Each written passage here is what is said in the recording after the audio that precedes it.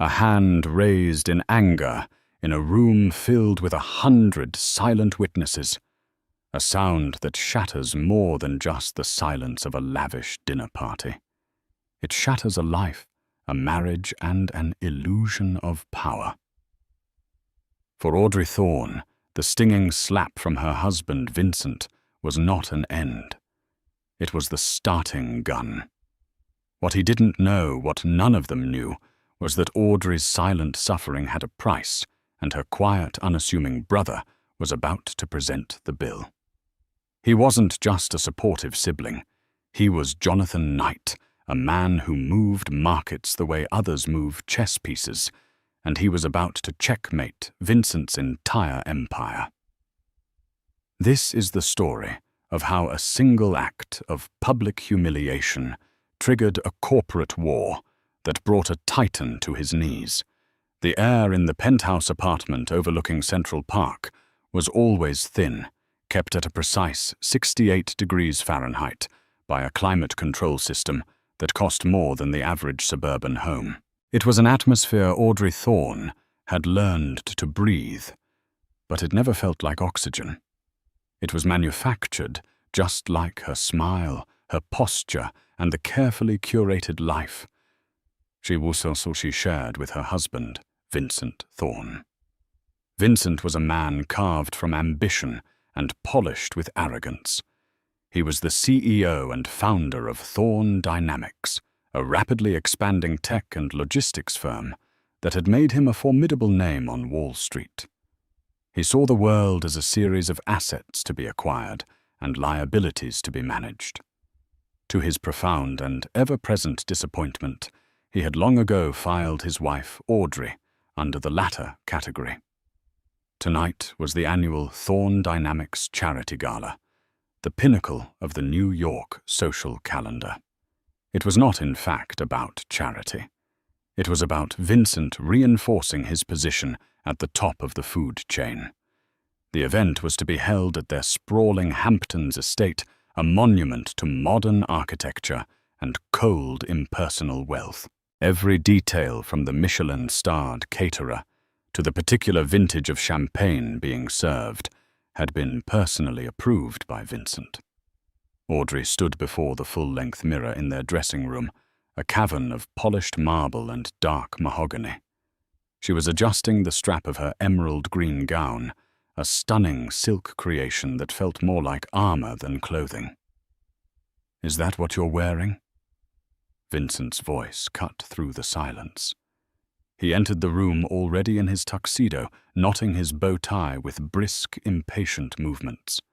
He didn't look at her, but at her reflection, his eyes scanning her with the critical gaze of a jeweler searching for a flaw. "You picked it out?" "Vincent," Audrey replied, her voice soft, almost a whisper. It had grown softer over the years, a subconscious defense mechanism to avoid provoking his temper. "I approved it from a catalogue. On you it looks underwhelming. It highlights how pale you are. You should have gotten a spray tan, like I suggested." He finally turned to face her, his lip curling in faint disgust. "And that necklace. It's too delicate. It makes you look weak. Wear the diamonds I bought you after the Sterling merger. They're so heavy, Vincent." She murmured her hand instinctively, going to the simple gold locket around her neck. It had been a gift from her brother, Jonathan. It was the only piece of jewelry she owned that felt like it belonged to her. "Don't be difficult, Audrey. This evening is about projecting strength. My strength. You are a reflection of me. Tonight I need you to be a flawless, brilliant mirror, not a murky puddle." He didn't wait for an answer, striding out of the room. "The helicopter leaves in 20 minutes. Be ready." Audrey stared at her reflection. A murky puddle. That's what he saw. She used to paint. Before Vincent, her canvases had been filled with vibrant colors, with chaotic but beautiful landscapes. She had a small studio in the city, a place she hadn't visited in years. Vincent called it her childish hobby, and made it clear that the wife of a man like him had responsibilities, not pastimes. So she had packed away her brushes, and the colors within her had slowly faded to grey. She unclasped the locket and placed it carefully in a velvet-lined drawer. She then walked to the large, imposing safe hidden behind a panel in the wall. With a heavy sigh, she retrieved the diamond necklace. It was a cold, ostentatious thing, a collar of immense, glittering stones that felt like a beautifully crafted cage for her neck. As she fastened the clasp, its weight was immediate and oppressive. It was the price of admission to her own life. Downstairs, the final preparations for their departure were underway. Staff moved with quiet efficiency, their fear of Vincent palpable. He was pacing in the grand foyer, barking into his phone at some unfortunate subordinate. "I don't care what the projections say, Gregory. You close the Odyssey deal by Monday, or you'll be handling traffic reports from a helicopter in Omaha. Do you understand me?" He snapped the phone shut and threw it onto a marble table. He saw Audrey descending the staircase, and his scowl deepened. "Finally. Let's go." He grabbed her arm, his grip just a little too tight, and steered her toward the private elevator that led to the rooftop helipad. As they ascended, the city lights spreading out below them, Audrey felt a familiar sense of detachment. She was an actress in a play she had never auditioned for. Tonight, she would play the part of the adoring, elegant wife. She would smile, she would laugh at the appropriate jokes, and she would be the perfect accessory to Vincent's ambition. But as the helicopter's blades began to whip the air, a strange, cold feeling settled in her stomach. It wasn't the usual anxiety or dread. It was something different. It was the chilling calm before a storm.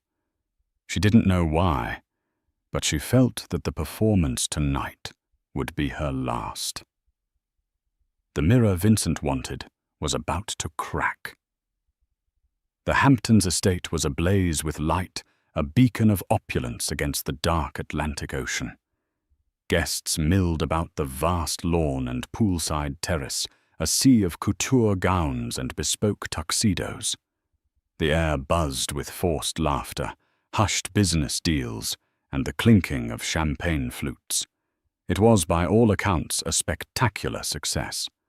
Audrey moved through the crowd with practiced grace, a faint, polite smile fixed on her face. She was the perfect hostess, greeting hedge fund managers, tech moguls, and city officials with a quiet dignity that many mistook for shyness. Vincent was in his element, holding court near the massive ice-sculpted centerpiece of the Thorne Dynamics logo. He was loud, charismatic, and utterly captivating to those who didn't know the man behind the mask. For hours, Audrey played her part. She discussed art with the wife of a senator, praised the catering to a food critic from a high-profile magazine, and deflected questions about her own life with vague, pleasant non-answers. All the while, she felt Vincent's eyes on her, monitoring her, judging her every interaction. The incident began as most of Vincent's cruelties did, with something small. Audrey was speaking with Mr. Henderson, an elderly and highly respected board member of a rival corporation. He was a kind man with a genuine interest in art, and for a few minutes Audrey forgot herself.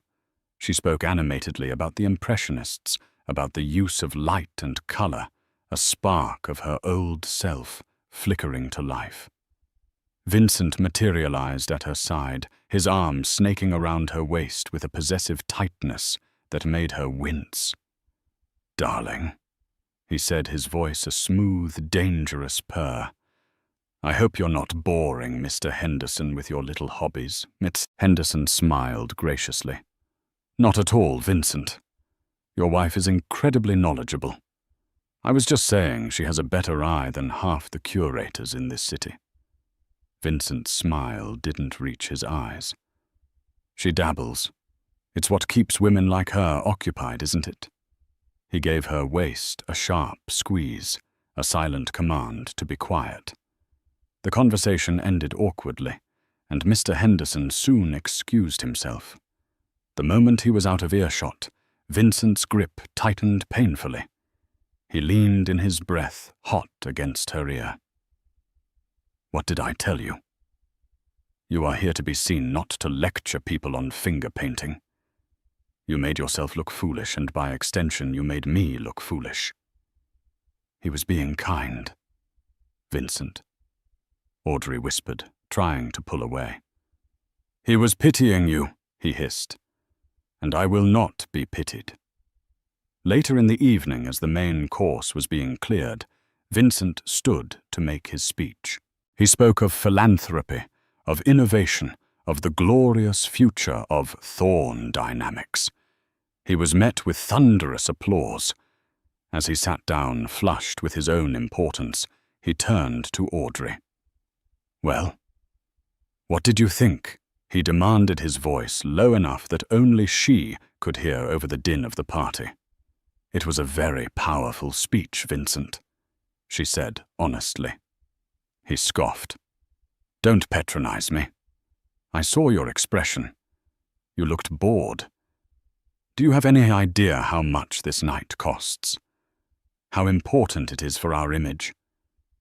I wasn't bored. I was just thinking. Thinking, he sneered. "About what?" "Which shade of beige you want to paint on your next useless canvas." A tiny ember of defiance sparked within her. "I was thinking about the community clinic you promised to fund last year, the one that was quietly defunded 3 months ago. The reporter from the Times asked me about it earlier." I didn't know what to say. Vincent's face went rigid. The charming mask fell away, revealing the cold fury beneath. He had used the clinic for a single press cycle and then abandoned it. Her mentioning it was a betrayal of the highest order. It was an acknowledgement of an imperfection in his flawlessly constructed narrative.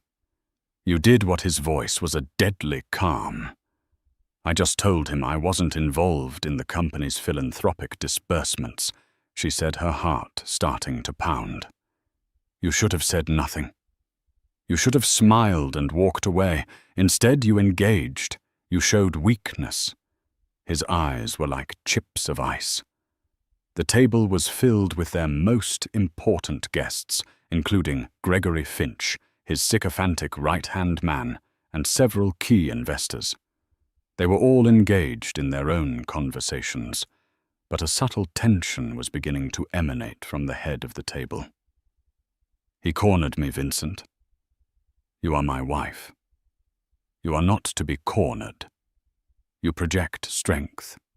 You are a fortress. But you're not, are you? You're a liability." He said the word liability with such venom, such finality, that something inside Audrey snapped. After years of being belittled, controlled, and diminished, that one word was too much. "I am not a liability," she said, her voice quiet but clear, imbued with a strength she hadn't felt in a decade. "I am a person, and that clinic was important. Those people were counting on you." The entire table fell silent. Every eye was now on them. Gregory Finch looked like a deer in the headlights. The sudden quiet amplified the tension, making it a physical presence. Vincent's face, which had been pale with rage, was now flushing a deep, mottled red. To be questioned, to be challenged by her, in front of these people, it was an unforgivable sin.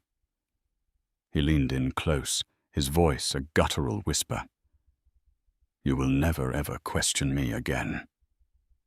And then he did it. It wasn't a wild, drunken swing. It was a precise, controlled, and utterly contemptuous act. He raised his hand and slapped her hard across the face. The sound was like a gunshot in the pristine silence. It was sharp, ugly, and absolute. Audrey's head snapped to the side from the force of the blow.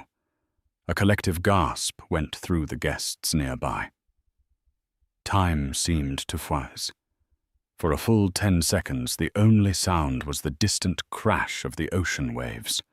The stinging on her cheek was a hot, spreading fire, but it was nothing compared to the glacial cold that was flooding her veins. She slowly turned her head back to look at him. She didn't cry. She didn't scream. Her expression was unnervingly blank. She looked at Vincent, seeing him for the first time, not as her husband, but as a monster wearing a tuxedo.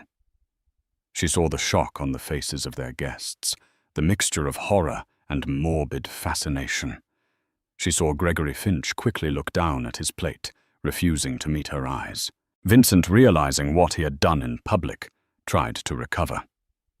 She's overwrought, he stammered, attempting a weak, dismissive laugh. The stress of the evening. But no one was laughing. Without a word, Audrey stood up. She did not adjust her dress. She did not touch her face where a red mark was already blooming on her pale skin. She simply stood, her posture unnaturally straight. With all the dignity she could muster, she turned her back on her husband, on their guests, and on the entire life they had built. She walked away from the table, her footsteps silent on the thick grass. She walked through the stunned crowd, past the ice sculpture that was beginning to melt under the lights, and into the vast, dark house. She didn't run. Her movements were deliberate, each step an act of finality.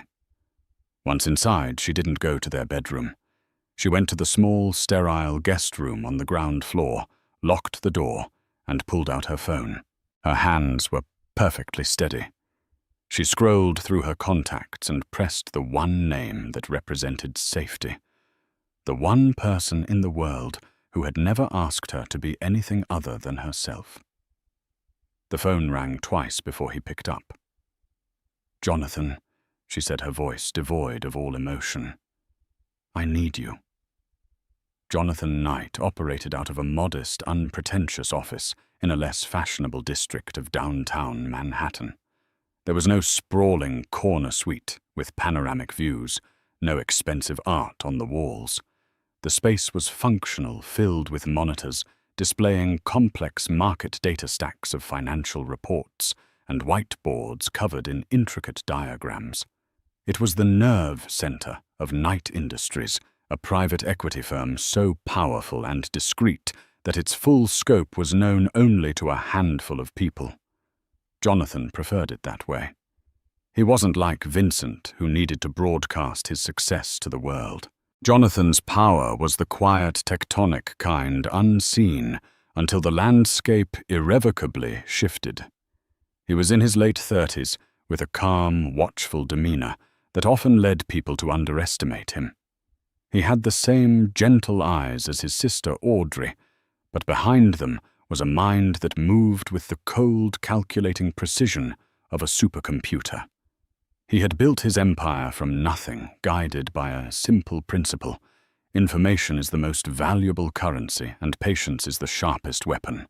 When Audrey's call came, he was analyzing a potential acquisition in the German renewable energy sector. He saw her name on the screen and answered immediately, a rare smile touching his lips. "Audrey. Everything all right?" "How's the party, Jonathan?" she said, and the tone of her voice erased his smile instantly. It was a flat, hollow sound, like a bell that had been cracked. "I need you." He didn't ask questions. He didn't need details yet. The only thing that mattered was the raw pain he heard in those 3 words. "Where are you? The Hamptons house. In a guest room. Lock the door. Don't speak to anyone. I'm coming." He hung up the phone and stood. The multi-billion-dollar German deal vanished from his mind, replaced by a singular, ice-cold focus. He walked into the adjacent office where Rebecca Vance, his chief operating officer, and legal counsel was working late. Rebecca was a sharp, impeccably dressed woman in her 40s with a reputation for being utterly relentless in a negotiation.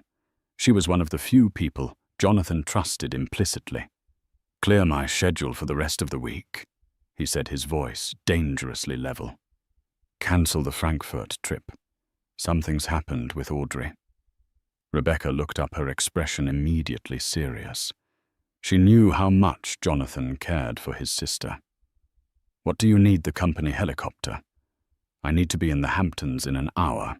And get our security team on standby. A discreet unit. I also want you to start a deep dive portfolio analysis on Thorn Dynamics. Everything. Debt structure, shareholder agreements, key personnel, supply chain vulnerabilities, pending litigation. I want to know where every single dollar comes from and where every single skeleton is buried. Use our top people. Spare no expense." "Jonathan, what happened?" she asked softly. His jaw tightened, a muscle feathering along his cheek. Vincent Thorn just made the biggest mistake of his life. An hour and a half later, Jonathan landed on a private airstrip a few miles from the estate. A black, nondescript car he had arranged was waiting. He found Audrey exactly where she said she would be. When she opened the door, the sight of the vivid red mark on her cheek sent a wave of pure, unadulterated fury through him. But his face remained a calm, reassuring mask for her. He didn't speak. He simply opened his arms, and for the first time that night, Audrey broke. The rigid control shattered, and she collapsed against him, sobbing into the fabric of his jacket. He held her, stroking her hair, letting her release the years of pain and humiliation. He did it in front of everyone. She wept. 100 people. And they just watched. "It's over now, Audrey," Jonathan said, his voice a low, soothing rumble. "You're never going back there. I'm taking you home." He led her out a side entrance to the waiting car, bypassing the lingering guests and the chaotic aftermath of her departure. Vincent had tried calling her phone a dozen times, followed by a string of increasingly desperate and then angry text messages. She ignored them all. They drove back to the city in silence. Jonathan took her not to her penthouse, but to a secure, beautifully appointed residence he owned at the Mandarin Oriental, a place she had never known existed. He made sure she was comfortable with food, a change of clothes, and a security guard posted discreetly in the hallway. "Get some rest," he told her, his voice gentle. "We'll talk in the morning. Nothing can touch you here." Audrey, exhausted and emotionally drained, could only nod. For the first time in years, she felt safe. Jonathan did not rest. He returned to his office where Rebecca was waiting for him. The whiteboards had been wiped clean. On the central monitor was the logo of Thorn Dynamics. The preliminary report, Rebecca said, sliding a tablet across the table. "Thorn Dynamics is over-leveraged." Vincent expanded too fast. "He has a massive loan with Deutsche Bank due for refinancing in 6 months. He also has 2 major government contracts, one of which, codenamed Odyssey Project, accounts for nearly 40% of his projected annual revenue. The company's stock is trading high, but it's a house of cards. Any significant disruption could cause a major valuation collapse." Jonathan absorbed the information, his eyes scanning the data with incredible speed. His anger had now cooled and hardened into something far more dangerous, a plan. "I don't want to ruin him, Rebecca," he said, his voice barely a whisper. "That's too simple. Ruin is passive. I want to take it from him. I want to own the company he built. I want to stand in his office, sit in his chair, and sign the papers that make his life's work mine." Rebecca raised an eyebrow. A hostile takeover of that scale? It's bold. It's risky. He still holds a majority of the voting shares. Every fortress has a crack in the wall, Jonathan said. We need to find it. Start with the Odyssey project. A contract that large always has strict morality and key person clauses. A public scandal involving the CEO could be a breach. Then start buying. Use shell corporations. 3 of them based in different jurisdictions. Will buy quietly, accumulating a non-controlling but significant stake. Don't let the price move more than a point or 2. I want to be a shark circling in the dark. He won't even see the fin until it's too late. He looked out the window at the sleeping city.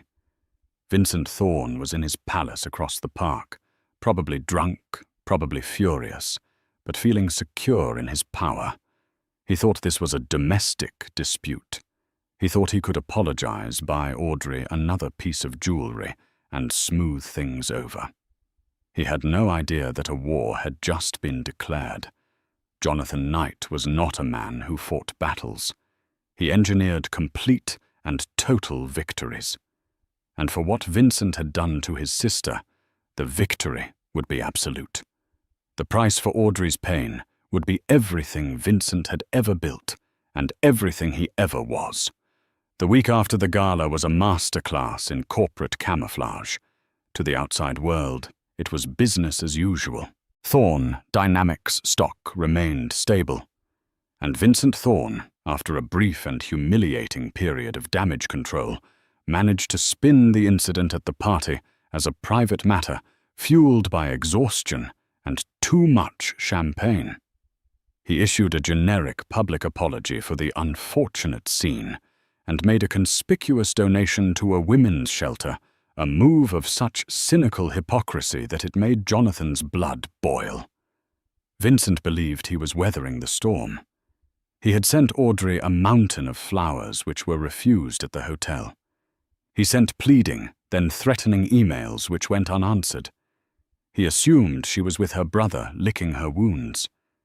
He imagined she would eventually come back, as she always did, once his anger had cooled and his wallet had opened.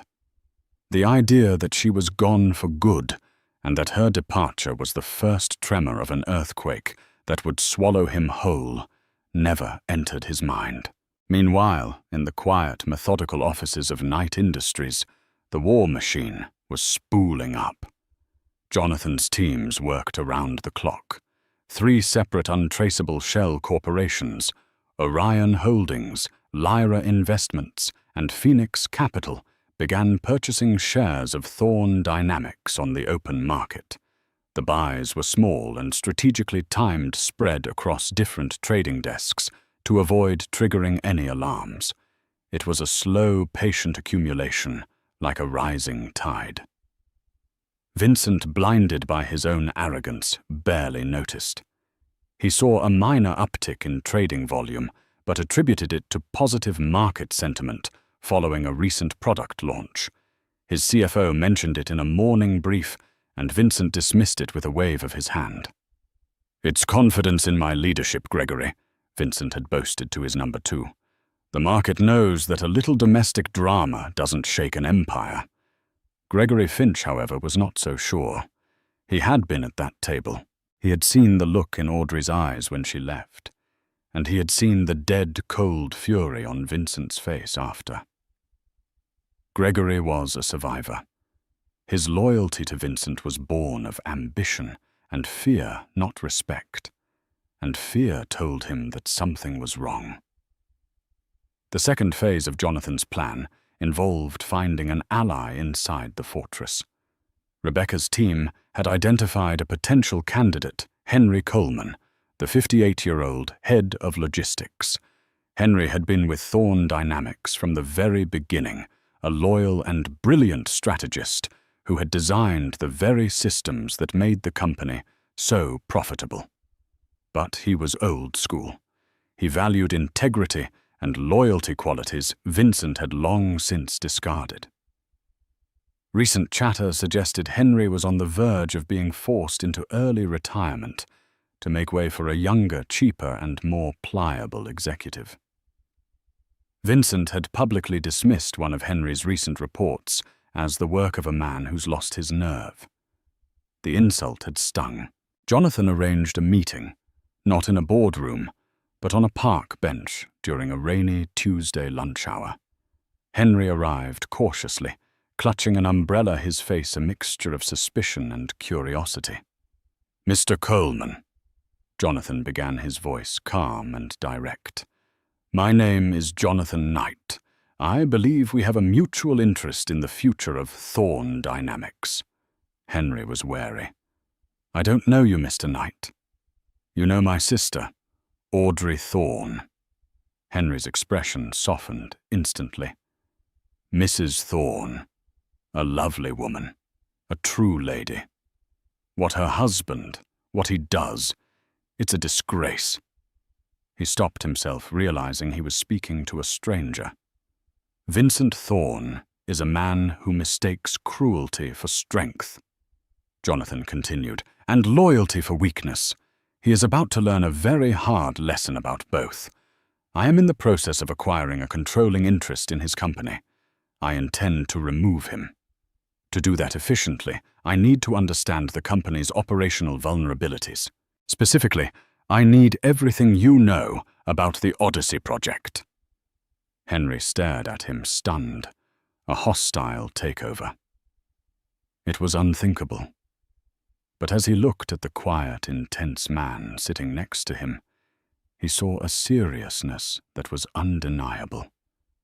He thought of his own career, the years of dedication, now about to be thrown away. He thought of Vincent's constant belittling, his abusive temper, and most of all, he thought of the kindness Audrey had always shown him and his family. "The Odyssey project," Henry said slowly, his decision made.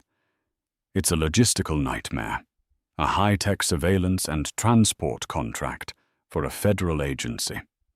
The margins are razor-thin, and the performance clauses are brutal. Vincent cut corners on the infrastructure to win the bid. He used a substandard encryption software from a startup he secretly invested in, not the military-grade one specified in the tender. If there's ever a data breach, even a minor one, Thorn Dynamics would be in catastrophic default of the contract. The penalties alone would bankrupt the company." This was the crack in the fortress wall. It was more than a crack. It was a gaping vulnerability. "Can you get me proof of that?" Jonathan asked. "The original bid proposal, the software procurement orders, anything that shows the discrepancy." Henry nodded. "It won't be easy. It's all on a firewalled server. But I designed the system. I know the back doors." While Henry worked on securing the data, Audrey was beginning her own transformation. In the serene quiet of the hotel suite, she started to sketch again. First, it was tentative charcoal drawings, then small watercolors. Jonathan had a full set of professional art supplies, delivered no questions asked. As she worked, her mind, free from the constant stress of living with Vincent, began to clear. Memories, conversations, and details she had long since suppressed began to surface. One afternoon, she was speaking with Jonathan about Vincent's business. "He was always so secretive about Odyssey," she recalled, dabbing a brush in blue paint. "He had a private meeting very late one night about a year ago, with a man named Alistair Finch." Jonathan looked up from his laptop. "Gregory Finch's brother." "Yes," Audrey said. "Alistair runs a small software company, Cybernetic Solutions. I remember because Vincent was furious after the meeting. I overheard him on the phone with Gregory, shouting about a last-minute substitution and how it had better be bulletproof." Jonathan and Rebecca exchanged a look. Cybernetic Solutions. That was the startup Henry had mentioned. Vincent hadn't just used a substandard software. He had funneled the contract to his right-hand man's brother, a clear case of cronyism and a massive conflict of interest. The whispers in the boardroom were about to become a roar. Jonathan's shell corporations now controlled nearly 15% of Thorne Dynamics. The stock price had begun to creep up, and Wall Street was starting to notice the unusually high trading volume. Vincent, finally sensing a threat, but not its source, was growing paranoid. He ordered an internal review to identify the mystery buyer, but Jonathan's tracks were too well covered. Vincent saw shadows moving, but he couldn't see the shark circling beneath him. He was trapped in a cage of his own making, and the bars were beginning to close in. The foundation of his empire was rotten, and Jonathan Knight was about to send a wrecking ball straight through it. The information from Henry Coleman was the key, but the document Audrey remembered was the lock. Henry managed to smuggle a data stick out of Thorne Dynamics headquarters. It contained the technical specifications of the encryption software used for the Odyssey project, confirming it was the inferior product from Cybernetic Solutions. It also included internal emails where engineers had flagged significant security concerns, all of which were overruled by a directive that traced back to Gregory Finch's office. It was damning, but it was circumstantial.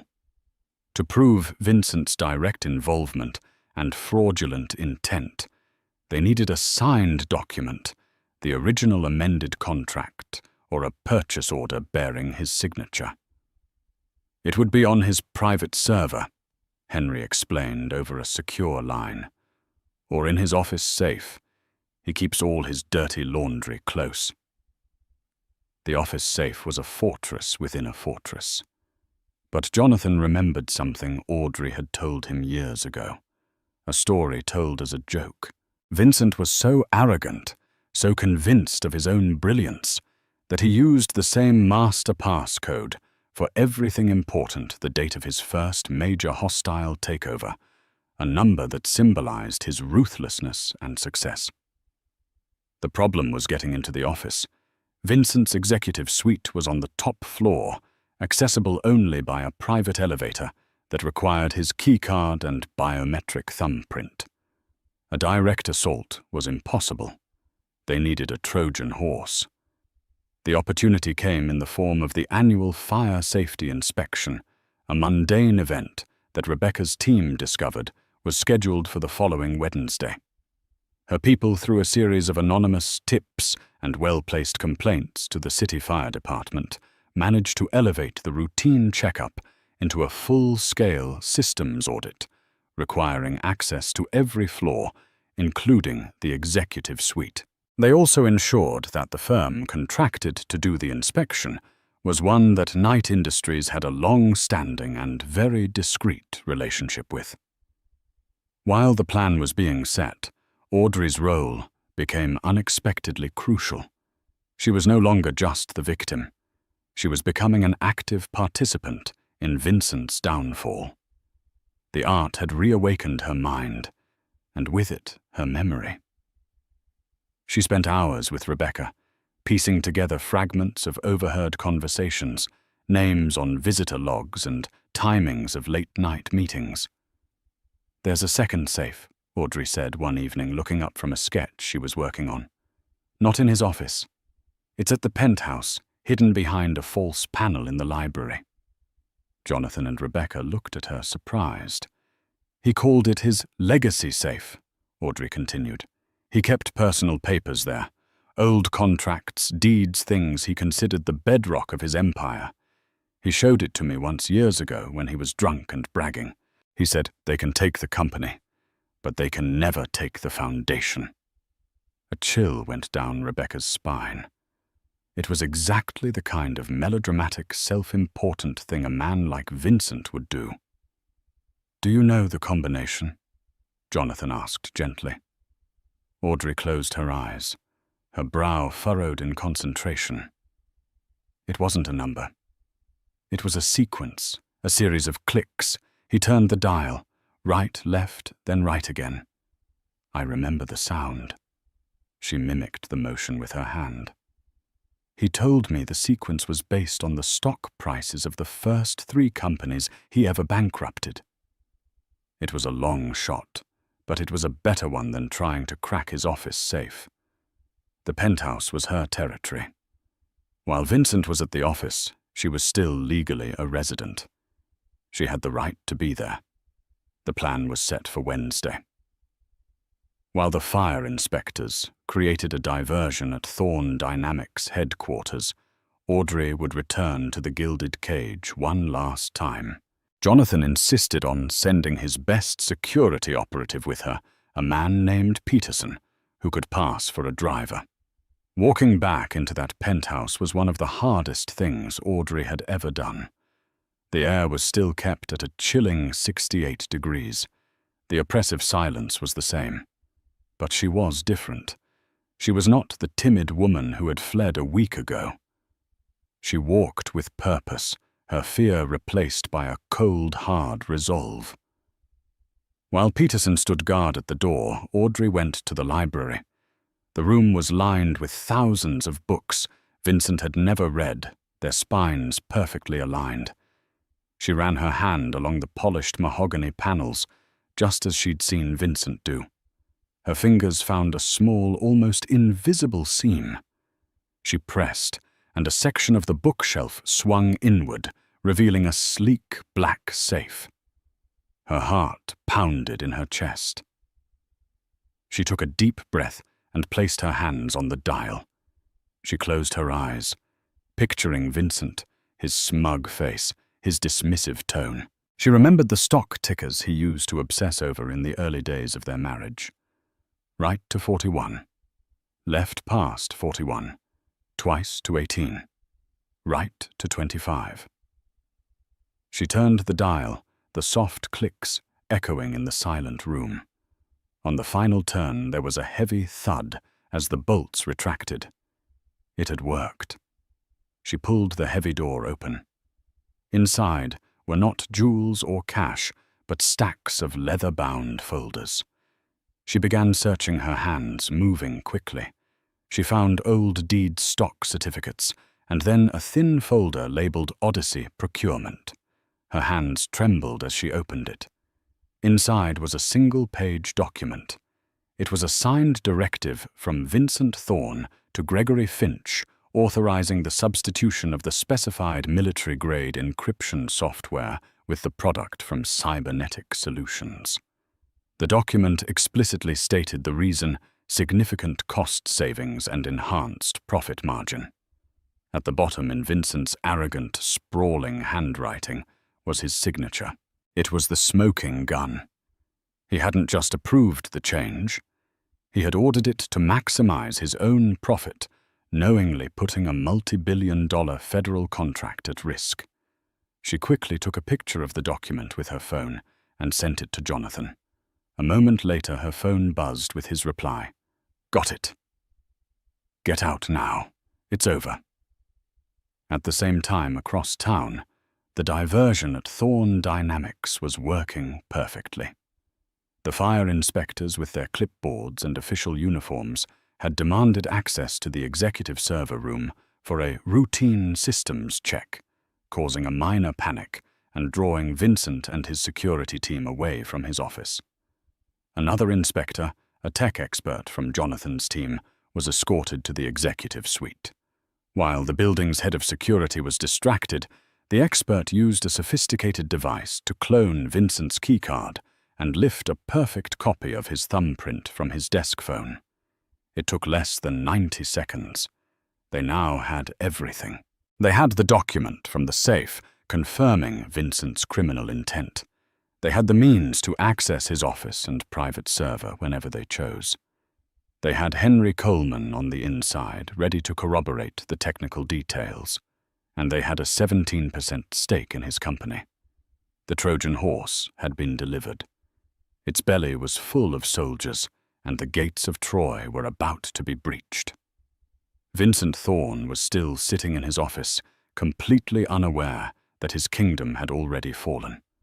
All that was left was the final public annihilation. The first blow landed not on Wall Street, but on the front page of the Wall Street Journal. An anonymous, impeccably sourced leak detailed how Thorn Dynamics had knowingly used substandard technology in the execution of the highly sensitive Odyssey project. The article named Cybernetic Solutions its connection to Gregory Finch's brother and included a redacted but unmistakable image of the internal directive authorizing the switch. It didn't mention Vincent by name, but it didn't have to. The implication was clear and devastating. The market reaction was instantaneous and brutal. When the opening bell rang on Monday morning, Thorn Dynamics stock plummeted. It dropped 10% in the first 5 minutes, triggering a circuit breaker halt. Investors, terrified by the prospect of the federal government cancelling its most lucrative contract, started dumping shares in a panic. Vincent was in a state of apoplectic fury. He stormed through his office, screaming at his legal team, his PR department, and especially at Gregory Finch. "How did they get this?" he roared, slamming the newspaper down on his desk. This was buried. Who talked Gregory? His face ashen, could only stammer denials. "I don't know, Vincent. No one had access to that directive. But you and me." While Vincent was hunting for a traitor within his walls, Jonathan launched the second wave of his attack. At precisely 10:00 a.m., a formal notification was delivered to the Thorn Dynamics Board of Directors. Phoenix Capital, on behalf of its anonymous partners, was officially launching a hostile takeover bid, offering to buy all outstanding shares at a 20% premium over the previous day's closing price. Before the stock collapsed, this would have been a lowball offer. Now, it was a generous lifeline to terrified shareholders. Simultaneously, the federal agency overseeing the Odyssey project announced a full and immediate investigation into Thorn Dynamics' bidding and procurement practices, effectively freezing all payments on the contract. The company's primary revenue stream had just been cut off. The house of cards was collapsing in real time. Vincent's phone rang incessantly with calls from panicked board members and furious bankers. The loan from Deutsche Bank, which wasn't due for refinancing for months, contained a covenant that could be triggered by evidence of corporate malfeasance or a sudden catastrophic drop in stock value. They were calling in their loan. Immediately. Thorn Dynamics was facing a liquidity crisis it could not possibly survive. Vincent, cornered and desperate, called for an emergency board meeting that afternoon. He still held the majority of voting shares, but the board was comprised of 7 other members, investors and industry veterans who were watching their personal fortunes evaporate. His only hope was to convince them that this was a coordinated attack by a competitor and that he could weather the storm. He walked into the boardroom at 2:00 p.m., trying to project an aura of calm control. But the strain was evident on his face. The room was silent and tense. The board members sat around the long mahogany table, their expressions grim. "Ladies and gentlemen," Vincent began, his voice raspy, "we are under attack. This is a baseless smear campaign designed to devalue our company so a competitor can acquire our assets for pennies on the dollar. But I will not let that happen. I built this company from nothing, and I will defend it with everything I have." An elderly board member, a man named Philip Croft, cleared his throat. "Vincent, is the allegation true? Did you knowingly use inferior software on the Odyssey project?" "It was a calculated business decision to maximize shareholder value." Vincent snapped, his composure already cracking. "The technology is perfectly adequate." "The federal government seems to disagree," another member countered, "as does the market. We have lost 35% of our value in 4 hours. Just then, the doors to the boardroom opened. Rebecca Vance walked in, followed by 2 other lawyers. "What is the meaning of this?" Vincent bellowed. "This is a closed meeting." "I believe we have a right to be here," Rebecca said, her voice calm and steady. She placed a stack of documents on the table. Phoenix Capital, along with its partners Orion Holdings and Lyra Investments, now controls a combined 32% of this company's shares, making us the second largest shareholder after you. As such, we have a vested interest in this discussion. Vincent stared at her, his mind reeling. 32%. It had been acquired so quickly, so quietly. He was so focused on the leak that he hadn't seen the corporate raiders storming his gates. "Furthermore," Rebecca continued, "we have filed a motion of no confidence in the CEO Vincent Thorne on the grounds of gross mismanagement, corporate fraud, and actions detrimental to the company's financial health. We are calling for an immediate vote on his removal." "You can't do that," Vincent shouted, his face turning purple. "I control the voting shares." "That may be," Rebecca said with a thin smile. "But a vote of no confidence from the entire board will give any shareholder lawsuit to oust you on ethical grounds an almost certain chance of success. It will also convince any remaining business partners or banks that your leadership is untenable. You can fight this, but you will be fighting alone, and you will drag what's left of this company down with you."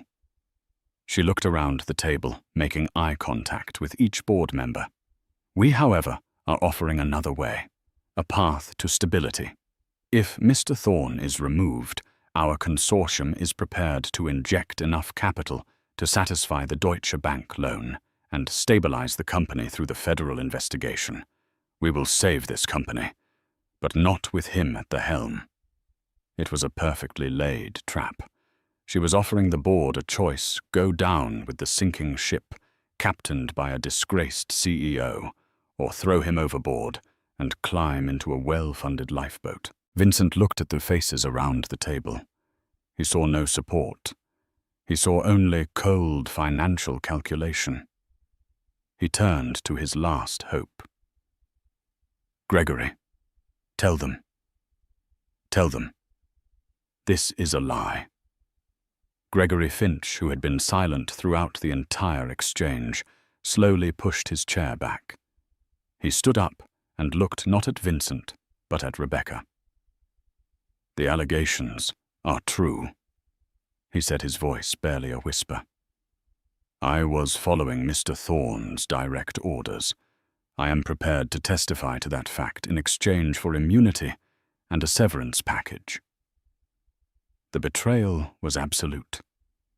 Vincent looked at Gregory as if he were seeing him for the first time, not as a loyal subordinate, but as the rat he truly was. The vote was a mere formality.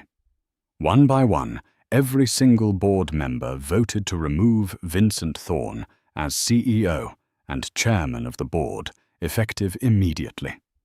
Vincent sat there stunned into silence, as his life's work was stripped from him in a matter of minutes. He was no longer a titan of industry. He was a pariah. Rebecca gathered her papers. "Security will escort Mr. Thorne from the premises. He will be allowed to collect his personal belongings from his office under supervision."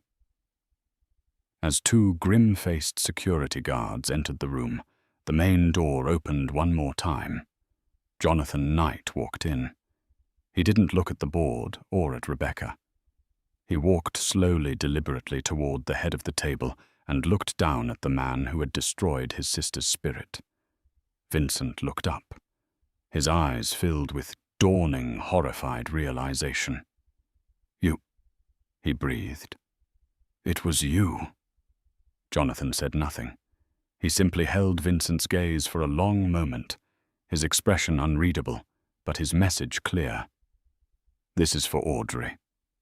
Then he turned and walked to the window looking out over the city that had just that morning been Vincent's kingdom. Vincent Thorne, the great CEO, was then quietly and unceremoniously escorted out of his own boardroom, a broken man with nothing left but the echo of his own hubris. 6 months later, the name Thorne Dynamics was gone, scrubbed from the annals of Wall Street. The company had been restructured, rebranded, and reborn under the umbrella of Knight Industries as Apex Logistics.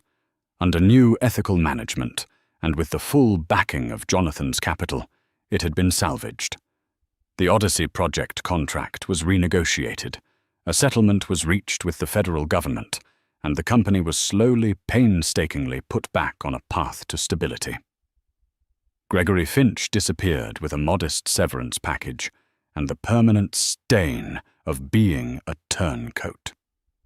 Vincent Thorne, after a series of failed lawsuits and public outbursts, faded into obscurity, a cautionary tale whispered in the bars and boardrooms of the financial district. But this story was never truly about Vincent's fall. It was about Audrey's rise. Audrey did not return to the penthouse or the Hamptons estate. Both were sold off, their sterile, opulent contents liquidated. She moved into a beautiful, light-filled brownstone in Greenwich Village that she bought with the proceeds from her divorce settlement, a settlement so swift and comprehensive that Vincent had no choice but to accept it. The house had a dedicated studio on the top floor, with a skylight that bathed the room in a warm, natural glow. And in that room Audrey painted. She painted with a ferocity and passion she hadn't felt since she was a girl. The canvases were no longer filled with muted, hesitant landscapes. They were explosions of color, of emotion, of raw, untamed energy. She painted the fury of a storm at sea, the quiet resilience of a flower growing through a crack in the pavement, and the complex, fractured beauty of a city skyline at dawn. She was not just putting color on a canvas. She was reclaiming the pieces of her soul that Vincent had tried to erase. One crisp autumn evening, Jonathan came to visit. He found her in the studio, her hands and clothes smudged with paint, a look of serene concentration on her face as she worked on a massive canvas. "It's beautiful, Audrey," he said, looking at the vibrant, powerful piece of art. She turned and smiled, a genuine, radiant smile that he hadn't seen in years. "It feels good, Jonathan. It feels like breathing again." They went downstairs and she made them tea. There was an easy, comfortable silence between them. "I have something for you," Jonathan said, placing a simple, elegant leather portfolio on the coffee table. Audrey opened it. Inside were official documents signed and notarized. Her eyes scanned the legal jargon, and her breath caught in her throat. He had transferred his entire controlling interest in the rebranded Apex Logistics, the company that was once Thorne Dynamics, into a trust for which she was the sole beneficiary and trustee. She looked at him stunned. "Jonathan, I can't. It's everything. It's his entire company." "It was never about the company," he said, his voice soft but firm. "And it's not his anymore. It's a tool. It's a resource. It's a foundation for whatever you want to build next. You don't have to run it. The board is excellent. But it is yours. The profits are yours. The power is yours. He used his power to cage you. I want you to use this power to be free." Tears welled in Audrey's eyes, but they were not tears of sadness or pain. They were tears of overwhelming gratitude and release. "Thank you," she whispered. "You don't have to thank me," he said. "You did this, your memory, your courage to go back to that house. You found the key, Audrey. I just opened the door." A few months later, the Audrey Knight Gallery exhibition opened in a chic Soho space. She had chosen to use her maiden name, shedding the last vestige of her old life. The gallery was packed.